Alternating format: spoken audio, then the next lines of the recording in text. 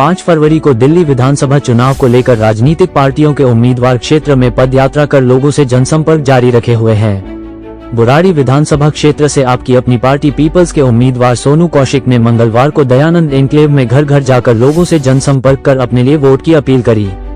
तस्वीरों में आप देख सकते हैं सोनू कौशिक घर घर जाकर लोगों से संपर्क करने में जुटे हुए हैं। बता दें कि आपकी अपनी पार्टी पीपल्स बुराड़ी विधानसभा क्षेत्र के कई समस्याओं को उठाते रहे हैं। पार्टी ने इस बार बुराड़ी से मजबूत उम्मीदवार क्षेत्र में उतारा है। इसकी वजह यह है कि एक तो सोनू कौशिक स्थानीय निवासी बताए जा रहे हैं और दूसरा वो एक प्रसिद्ध भजन गायक भी हैं। वो लोग की बात को आराम से सुनते हैं। इस पद यात्रा के दौरान मौके पर जब टोटल खबरें के वरिष्ठ संवाददाता राजेश खन्ना ने विशेष बात कर सोनू कौशिक से उनके चुनावी प्रचार को लेकर जानने का प्रयास किया कि उनकी पार्टी के क्या मुद्दे हैं, क्षेत्र में पद यात्रा को लेकर किस तरह का रुझान है। उन्होंने बताया क्षेत्रीय लोग समस्याओं से काफी परेशान हैं। उन्होंने दावा करते हुए अपना नामांकन भरने का अनुभव भी शेयर करते हुए कई गंभीर आरोप लगाए और जब पार्टी के अध्यक्ष रामबीर चौहान से बात कर पूरे घटनाक्रम लेकर जानकारी दी तो श्री चौहान के हस्तक्षेप के बाद चुनाव आयोग के अधिकारियों से बात करी। उसके बाद उनके नामांकन को स्वीकार किया गया। आइए देखते हैं हमारे वरिष्ठ संवाददाता से बातचीत के दौरान सोनू को ने क्या दावे किए, किस पर और क्या आरोप लगाए, क्षेत्र में पद यात्रा के दौरान उनका क्या है अनुभव रहा, देखिए इस विशेष रिपोर्ट में। नमस्कार, टोटल खबरों में आपका स्वागत है। मैं हूं आपका राजेश खन्ना। दिल्ली विधानसभा चुनाव प्रचार का जोर इस समय जोरों पे चल रहा है। आपके अपनी पार्टी पीपल के जो बुराड़ी विधानसभा क्षेत्र से उम्मीदवार है सोनू कौशिक जी आज हमारे साथ हैं, क्षेत्र में दौरा करने आए हैं। ये जानते हैं कि ये किस क्षेत्र में दौरा कर रहे हैं, कहाँ पद यात्रा कर रहे हैं। सोनू जी, सबसे पहले टोटल खबरों में आपका स्वागत है। हाँ जी, नमस्कार। मैं सोनू कौशिक, आपकी अपनी पार्टी पीपल्स। आज मैं आया हूँ डोर टू डोर पैदल चलता हुआ आया हूँ दयानंद एन्क्लेव के अंदर, जहाँ पे हमारे एडवोकेट साहब और बहुत सारे भाई हैं जो हमारे साथ हैं। ये श्रीकांत जी हैं और रोशन जी हैं। काफ़ी सारे ने सबने मिलके बहुत अच्छा साथ दिया है। और कॉलोनी के अंदर देख रहा हूँ एक दो घर ऐसे हैं जहाँ पर 2100 रुपये का लालच दिमाग में फंसा हुआ है। और मैं तो यही कहूँगा कि इस 2100 रुपये के लालच को अपने दिमाग से निकालें तो आपको आंखें खुल जाएंगी।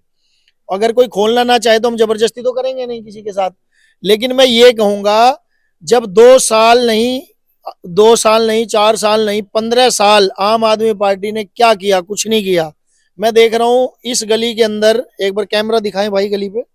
ये जो गली है, यहाँ के लोगों ने ये खुद अपने खर्चे से इस गली का निर्माण कार्य किया है, किसी ने आके नहीं किया है।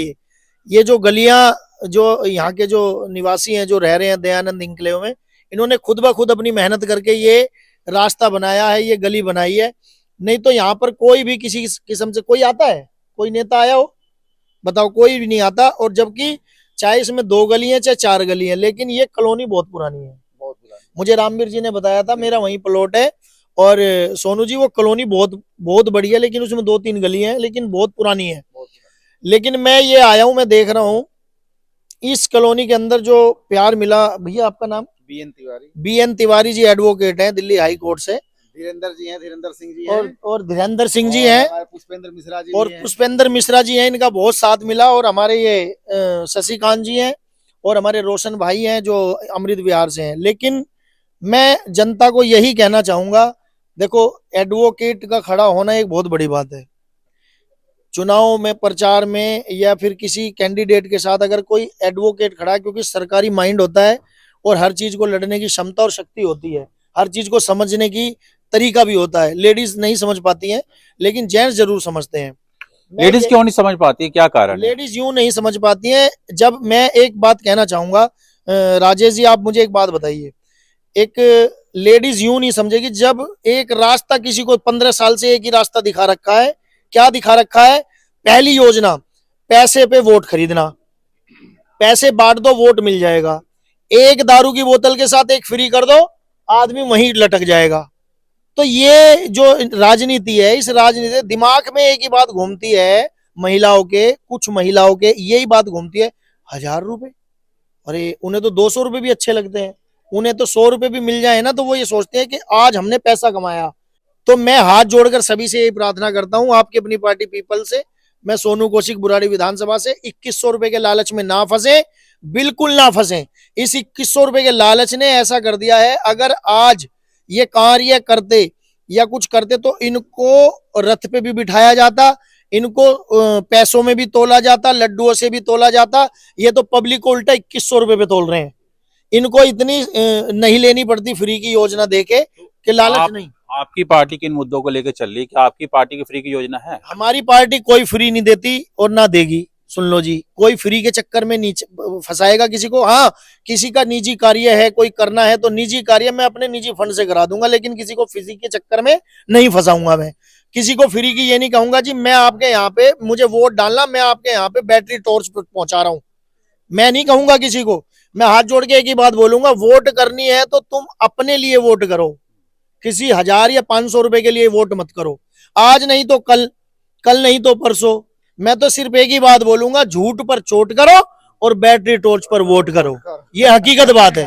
झूठ पे चोट करो और बैटरी टॉर्च पर वोट करो। 15 साल तक रहने के बाद भी जो कार्य नहीं हुआ वो 5 साल में हो जाएगा? नहीं, इम्पॉसिबल। बताओ मुझे, 5 साल में हो जाएगा? नहीं, बिल्कुल नहीं होगा। आतिशी जो इन्होंने सीएम बनाई है, ये पहले भी इस्तीफा दे सकता था। चुनाव के चलते 2 महीने पहले इस्तीफा देने की क्या जरूरत थी? ये इस्तीफा जब ही दे देता बन के। और संजीवनी योजना, ये संजीवनी योजना नहीं है। अब ध्यान से सुनो इस बात को जो मैं कहने जा रहा हूं। ये संजीवनी योजना जनता के लिए नहीं है, ये संजीवनी योजना राजेश जी इनके खुद के लिए है कि अब के संजीवनी योजना मिल जाए तो हम जीवित हो जाए 5 साल के लिए। ये खुद के लिए है इनकी।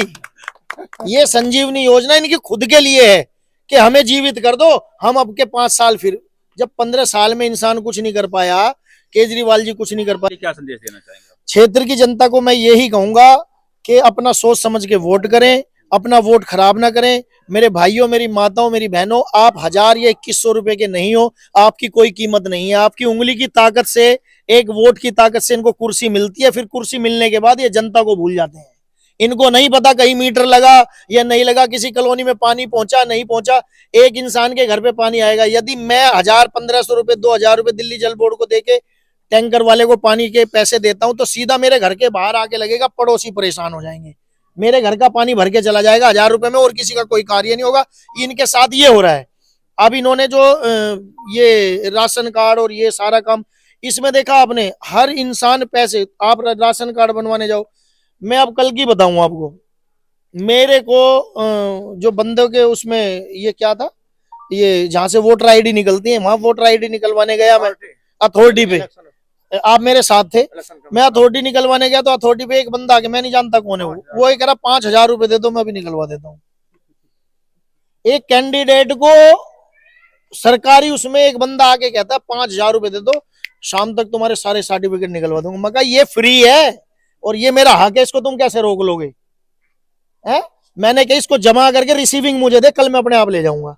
इलेक्शन कमीशन ने बहुत सारी सुविधा कर रखी है। इलेक्शन कमीशन का ये कहना है कि ऑनलाइन भी आप निकाल सकते हैं, सारी चीजें हैं। तो आपको, आपसे उन्होंने क्यों 5000 रुपए मांगे? मुझे ये नहीं पता मेरे से 5000 क्यों मांगे। उन्हें तो ये नहीं पता कि जिससे 5000 रुपए मांग रहे हो वो बंदा क्या है।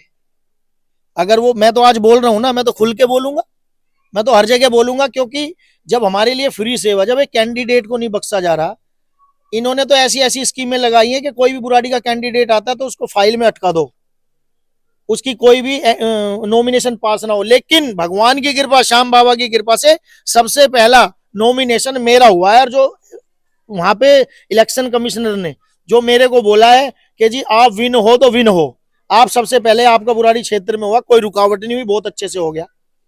तो इससे बड़ा क्या आशीर्वाद होगा भगवान का। उस पर भी अड़चन लगाई थी इन्होंने। अड़चन क्या लगाई थी? एक बार तो बैंक की लगा दी।